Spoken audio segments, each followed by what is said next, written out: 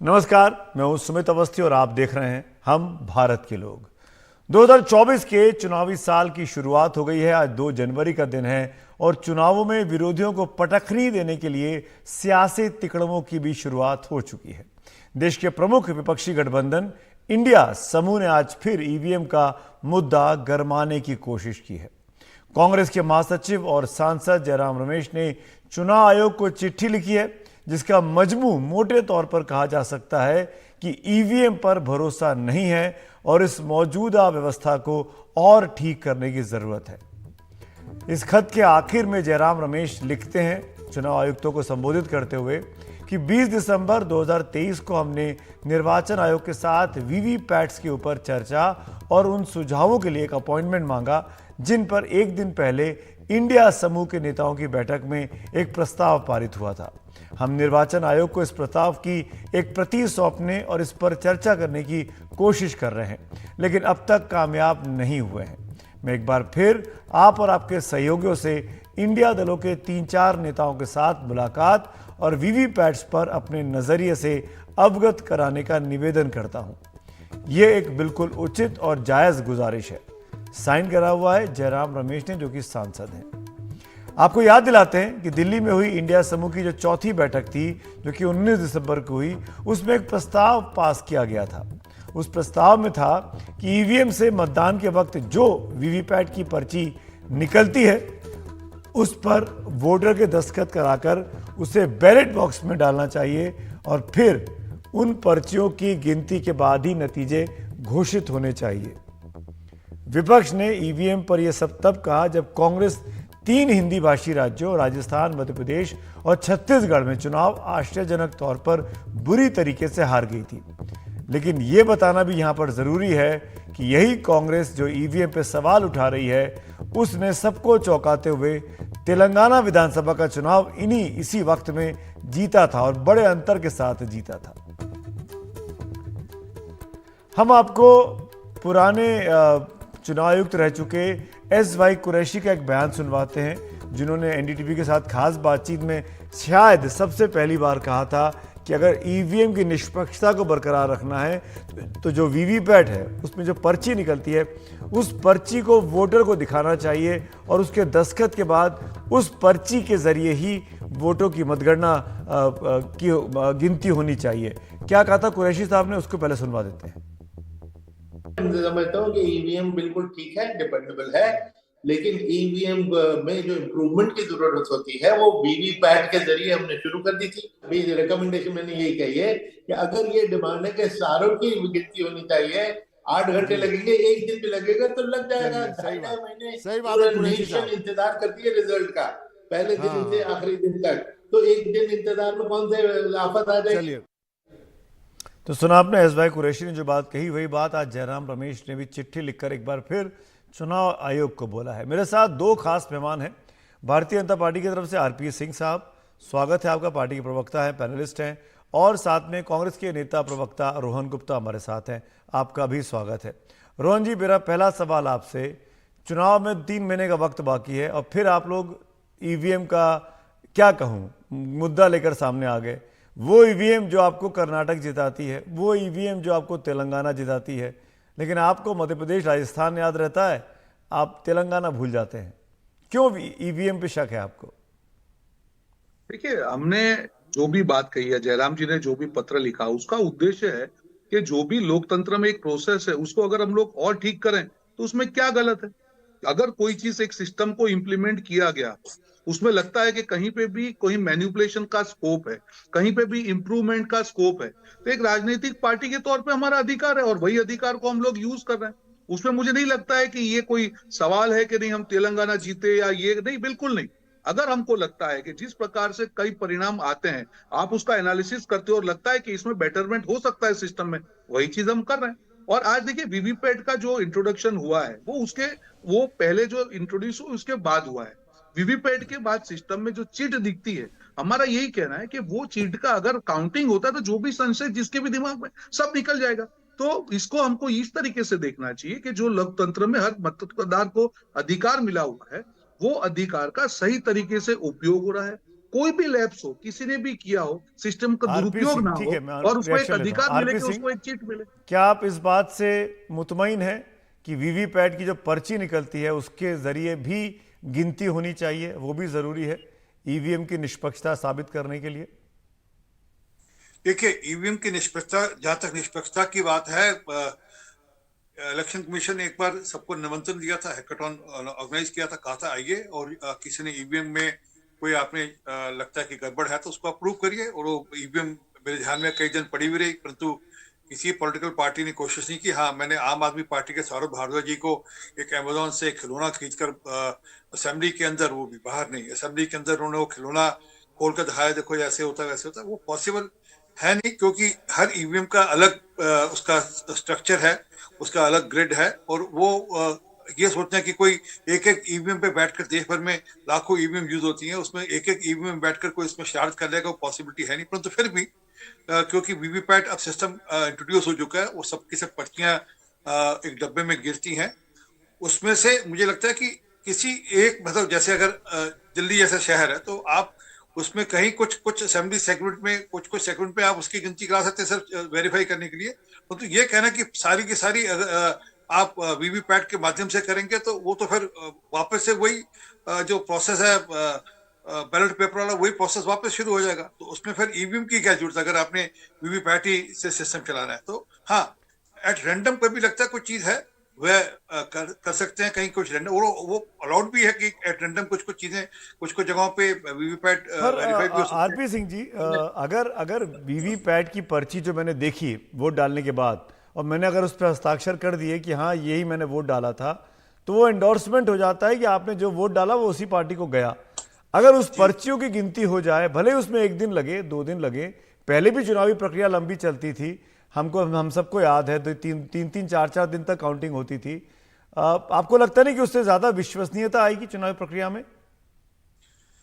जब वीवीपैट की पर्ची अगर वोट डालने जाए तो वीवीपैट की पर्ची आपके सामने निकलती है और आपके सामने ही वो डब्बे में जाती है। वो आपको उसमें निशान आता है, दिखता है, हमको भी दिखता है कि वो किस सिंबल पे गया है। और डब्बा जो वहां पर इलेक्शन एजेंट आए होते हैं उनके सामने ही सील होता है, वो ये नहीं कि अलग से सील होता है। तो वो पर्ची लेना फिर साइन करना, तो अभी हाल में हमने देखा था अमेरिकी इलेक्शन, कितने दिन तक काउंटिंग चलती रही, फिर कितने दिन तक वहां पे आपस में वहां झगड़े होते रहे। तो जब एक प्रोसेस है जहां तो ना पर्ची को छुप कर जा रही है, आपको दिख नहीं रही, नजर नहीं, बेसिक बात है, एक पर्ची आपके सामने जा रही है, आपके नजर के सामने जाकर एक डब्बे में गिरी, वहीं पे इलेक्शन एजेंट्स बैठे हैं, सारी पार्टीज के इलेक्शन एजेंट भी बैठे हैं, उनके सामने वो डब्बे में गिरी, उनके सामने वो डब्बा सील भी किया जाता है वीवीपैट वाला। जी, तो वो वीवीपैट बातें एट रैंडम, मैंने कहा ना एट रैंडम, कहीं ना कहीं उसमें कोई, मतलब अगर आप चाहो तो 543 सीट में कोई 10-15 सीट पे जहां आपको लगता है वहां चेक हो सकता है वीवीपैट, उसमें कोई तो आप इशू नहीं है। कह रहे हैं कि रैंडम ही जांच होनी चाहिए, सबकी जांच करने की जरूरत नहीं है। रोहन गुप्ता, देखिए, जैसे मैंने कहा और आपने भी सही सवाल पूछा कि अगर चीजें सारा तरीके से सारी स्लिप चेक होती है तो उसमें आपत्ति क्या है। पहले बैलेट बॉक्स का सिस्टम इसलिए नहीं है क्योंकि बैलेट बॉक्स में उसकी स्टेशनरी करना, उसका सिंबल करना, ये सारी चीजों में टाइम लगता है। ईवीएम के सिस्टम है, उसको हम हटाने का तो बोल नहीं रहे। ईवीएम से आपका जो लॉजिस्टिक्स है वो मिनिमाइज हो गया। ईवीएम से जो चिट्ठी आती है, जिससे आपने अभी कहा आरपी सिंह जी ने कि वो तो सबको दिखती है, वो चिट्ठी सिर्फ जो वोटर है उसी को दिखेगी, बाकी सबको तो दिखेगी नहीं। तो ये हम सिर्फ ये कह रहे हैं कि वो चिट्ठी जो भी, अगर मैंने पार्टी को वोट किया तो वो मेरा वोट जिसको जाता है, अगर उसी के ऊपर जैसे अभी कहा तो अगर साइन हो जाता है तो उसमें आपत्ति क्या है। अगर हम लोकतंत्र की बात करें, पूरे 5 साल के देश के भविष्य की बात है, कहीं पे भी थोड़े बहुत संशय की या there is a scope of manipulation, अगर उसका इंप्रूवमेंट है तो आई हैव होना अ चाहिए। Counter question for you. हो सकता है आपकी डिमांड जायज हो ईवीएम की निष्पक्षता साबित करने के लिए, पर यह बेहतर नहीं होता कि जो नतीजे आपके फेवर में आए हैं वहां पे आप कहते कि ईवीएम की यहां भी जांच कराइए, आप कहते कि तेलंगाना में जांच कराइए, आप कहते कर्नाटक में जांच कराइए, तो शायद आपकी बात में दम दिखाई देता। सुमित जी, हम लोग प्रोसेस की बात कर रहे हैं, हमने जांच की जब हम बात कर रहे हैं तब प्रोसेस इंप्रूवमेंट की बात कर रहे हैं। ऐसा नहीं है कि कांग्रेस के जो राज्य हैं जहां पे कांग्रेस की सरकार है वहां पे इंप्लीमेंट नहीं होगा, ये इंप्रूवमेंट की हम बात कर रहे हैं सुमित जी। नहीं, पर अभी अगर आप सवाल खड़े करते हैं ना, मन में आता है कि आप खिसियानी बिल्ली खंबा नोचे, क्या आपकी चुनाव की तैयारी नहीं है इसीलिए आप ईवीएम का मुद्दा उठा रहे हैं? कहीं पे भी हमने ये नहीं कहा कि यहाँ गड़बड़ में, हमने यही कहा कि ये there is a scope of manipulation और ये करने से उसको हम रोक सकते हैं। कौन मैनिपुलेशन कर रहा है, क्या कर रहा है, ये तो कभी कांग्रेस पार्टी ने नहीं कहा। रोहन पर अगर कोई रोहन जी, सिस्टम तो में जहां क्या पे लैप्स की तेलंगाना में पॉसिबिलिटी है, मैनिपुलेशन हुआ, क्या कर्नाटक में मैनिपुलेशन हुआ?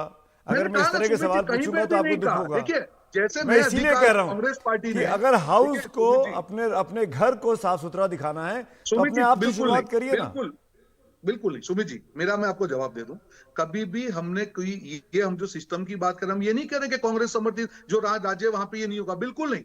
अगर कोई सिस्टम आता है और उसमें लोपहोल हो सकते हैं तो उसका इंप्रूवमेंट हम सबको साथ में मिलकर करना चाहिए। अगर काफी ऐसे देश हैं जो ईवीएम से वापस वोटिंग बैलेट में गए हैं, हम ये नहीं कह रहे हैं, हमारे वहां पे ईवीएम का सिस्टम है, उसको आप चालू रखिए, पर वीवीपैट का सिस्टम आने के बाद में जो इंप्रूवमेंट पॉसिबल है हम उसको सजेस्ट कर रहे हैं। मुझे पहले आप लगता है इसका ईवीएम पे सबको सवाल लोकतंत्र खड़े में कर रहे स्वागत थे, करना चाहिए। अब वीवीपैट पे सवाल खड़े कर रहे हैं।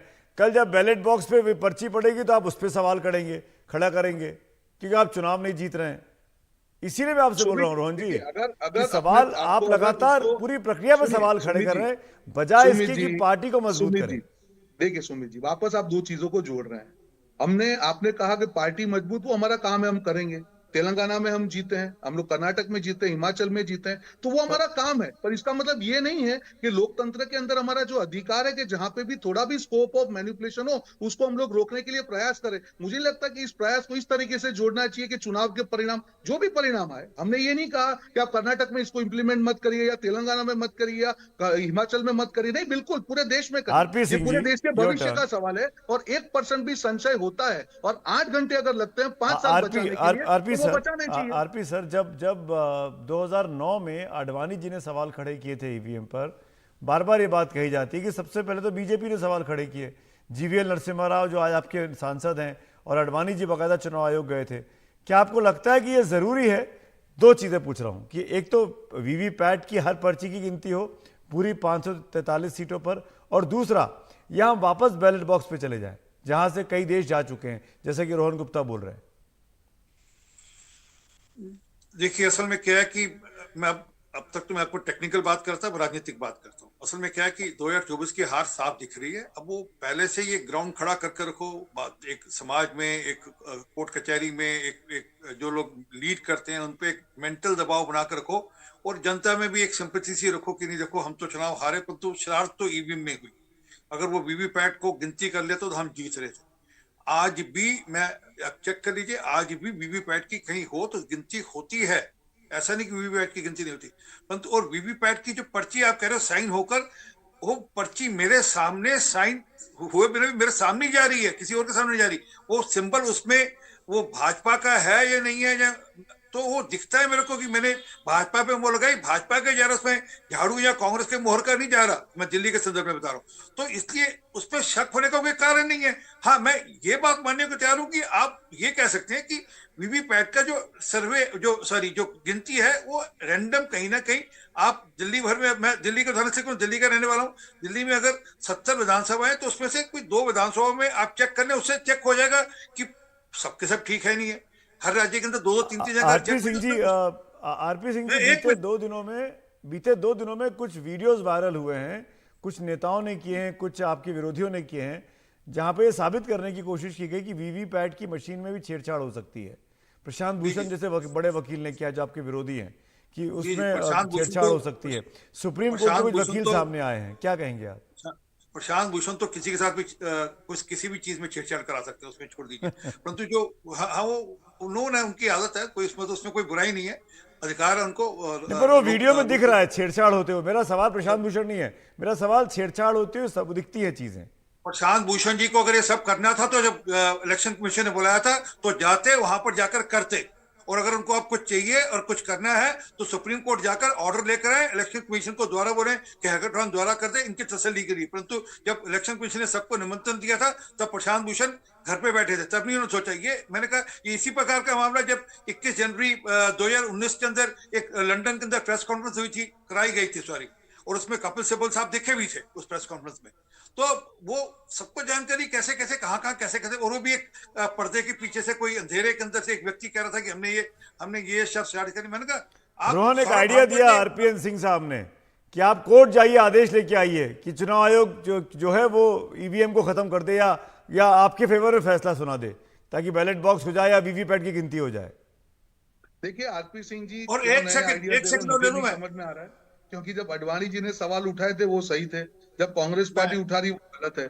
मुद्दा यहाँ पे सिर्फ ये है, सुमित जी वापस मेरी बात को मैं दोहरा रहा हूँ, जब भी कोई सिस्टम इंप्लीमेंट होता है और जहां पे लगता है कि यहाँ पे कोई स्कोप है मैनिपुलेशन का या गलत करने का, उसमें अगर कोई इंप्रूवमेंट सजेस्ट होता है तो उसको पॉजिटिव लेना चाहिए। देश के भविष्य का सवाल है और हम सिर्फ यही करें। हमने तो ये नहीं कहा कि आप ईवीएम हटा दीजिए, हमने तो कभी भी नहीं कहा। हमने ये कहा कि जो आप वीवीपैट की जो चीट आती है उसको कैलकुलेट कीजिए, दूध का दूध पानी का पानी हो जाएगा, फिर किसी को कोई बोलने का मौका ही नहीं है। नहीं, तो पर यहाँ ये गले नहीं उतरता ना रोहन बाबू। ये रेवंत रेड्डी बोले कि आप जांच कराइए, समझ में आता है। सिद्धारमैया बोले, समझ में आता है कि हम तो जीतने नहीं वाले थे, हम कैसे जीत गए। इसको राज्यों इसीलिए मैं कह रहा हूँ ये उम्मीद जी, रेवंत रेड्डी जी नेशनल लीडर जो पार्टी के, ये पार्टी का मामला है, किसी एक राज्य की बात हम नहीं कर रहे हैं। ये पूरे देश के national election, central election commission की हम बात कर रहे हैं, तो उसमें एक राज्य के नेता कैसे बात उठाएंगे?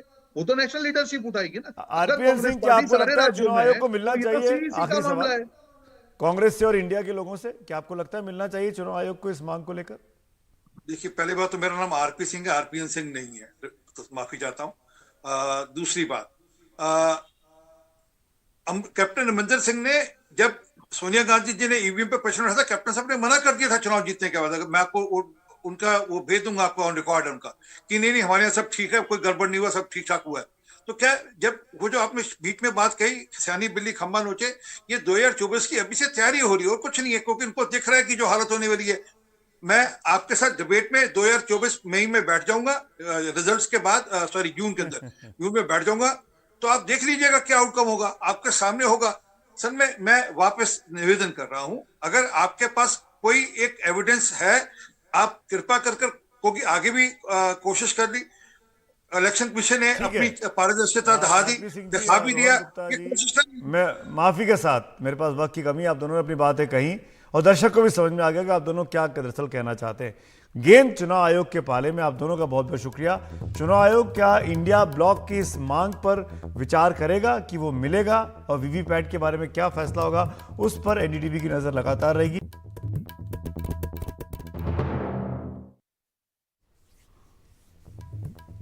और हम भारत के लोग में अब बारी है वीडियो ऑफ द डे की। आमिर खान की बेटी है ईरा खान, उनकी कल शादी होने वाली है।